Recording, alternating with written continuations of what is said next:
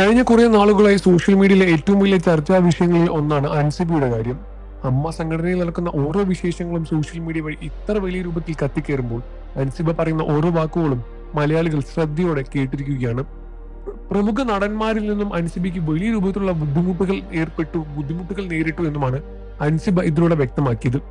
FIR പരാതി നൽകാൻ വേണ്ടി അദ്ദേഹം പോലീസ് സ്റ്റേഷനിൽ പോയപ്പോൾ അവർ പരാതി എടുക്കുന്നില്ല എന്ന അഭിപ്രായം രമേശ് ചെന്നിത്തലയെ വിളിച്ച് പറയുന്ന സമയത്ത് ചെന്നിത്തല കമ്മീഷണറെ വിളിക്കുമ്പോൾ അവർ പരാതി എടുത്തിട്ടുണ്ട് എന്ന മറുപടിയുമാണ് കൊടുക്കുന്നത്. എന്നാൽ അത് തികച്ചും വ്യാജമാണ് എന്ന പരാമർശവുമാണ് അൻസിബ് പറയുന്നത്. ഇതിനിടയിൽ കുടുങ്ങിയിരിക്കുകയാണ് അൻസിബയും മറ്റുള്ളവരും. ഇത്തരത്തിൽ എന്താണ് വിഷയം നടക്കുന്നത് എന്ന് ഇനിയും നമ്മൾക്ക് മനസ്സിലാക്കാൻ സാധിച്ചിട്ടില്ല. കാരണം അൻസിബയെ പോലെ ഒരു പ്രശ്നം നേരിടുന്ന ഒരാൾക്ക് നമ്മുടെ സമൂഹത്തിലെ നിയമം കൂടെ നിൽക്കുകയാണ് ചെയ്യേണ്ടത് എന്നും, എന്നാൽ അവരെ എതിർക്കുന്ന തരത്തിൽ ഇവിടെ വാദിയെ പ്രതിയാക്കുന്ന തരത്തിലാണ് കാര്യങ്ങൾ മുന്നോട്ട് പോകുന്നത് എന്നുമാണ് ഒരു വിഭാഗം ആളുകൾ പറയുന്നത്. മറുവിഭാഗം ആളുകൾ അൻസിബയെ കുറ്റപ്പെടുത്തിയും രംഗത്ത് വരുന്നുണ്ട്. ഇതിൽ സിനിമയിൽ അഭിനയിക്കുന്ന പ്രമുഖ നടന്മാരിൽ നിന്നും അൻസിബയ്ക്ക് വലിയ മോശം അഭിപ്രായങ്ങളും വലിയ മോശം കാര്യങ്ങളും നേരിട്ടു എന്നുമാണ് ഇതിൽ പറയുന്നത്. ടിനി ടോം പോലുള്ള താരത്തെ പറ്റിയാണ് അൻസിബ കൂടുതലും ചൂണ്ടിക്കാണിക്കുന്നത്. അവരുടെ വാക്കുകളും പ്രവർത്തികളും തന്നെ മാനസികമായ വലിയ രൂപത്തിൽ വേദനിപ്പിച്ചു എന്നുമാണ് അൻസിബയുടെ അഭിപ്രായം.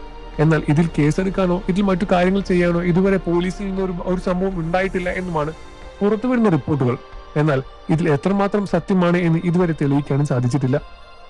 അൻസിബയുടെ അവസ്ഥ മറ്റൊരാൾക്കും വരരുത് എന്ന് ഒരു വിഭാഗം ആളുകൾ പറയുകയാണ്. സിനിമാ മേഖലയിൽ പല രൂപത്തിലുള്ള പ്രശ്നങ്ങൾ നടന്നുകൊണ്ടേയിരിക്കുന്നത്. പുറം ജനം അറിയാതെ ഇതെല്ലാം തന്നെ ഉള്ളിൽ തന്നെ വെച്ച് അവർ എങ്ങനെയെങ്കിലും അടച്ചു തീർക്കാൻ നോക്കുകയാണ്. എന്നാൽ ഇതൊന്നും തന്നെ നടക്കുന്നില്ല. എല്ലാം പൊതുജനത്തിന് മുന്നിൽ ഇത്ര വലിയ രൂപത്തിൽ ഒരു വഷളായി കാര്യങ്ങൾ മാറിക്കൊണ്ടേയിരിക്കുകയാണ്. അമ്മ സംഘടനയിൽ നടക്കുന്ന ഓരോ പ്രശ്നങ്ങളും എത്രയും പെട്ടെന്ന് അതിനുള്ളിൽ തന്നെ തീർക്കാൻ കഴിയുക എന്നത് തന്നെയാണ് ഇതിൽ ചെയ്യാവുന്നതിൽ ഏറ്റവും വലിയ കാര്യം. അല്ലാതെ ഇത് വലിച്ചു നീട്ടി വീണ്ടും വീണ്ടും കൊണ്ടുപോകുന്ന എത്രത്തോളം മലയാളികൾക്കും മലയാള സിനിമാ മേഖലകൾക്കും അത്രയും മോശമായ ഒരു കാലഘട്ടമായി മാറിക്കൊണ്ടിരിക്കുകയാണ്.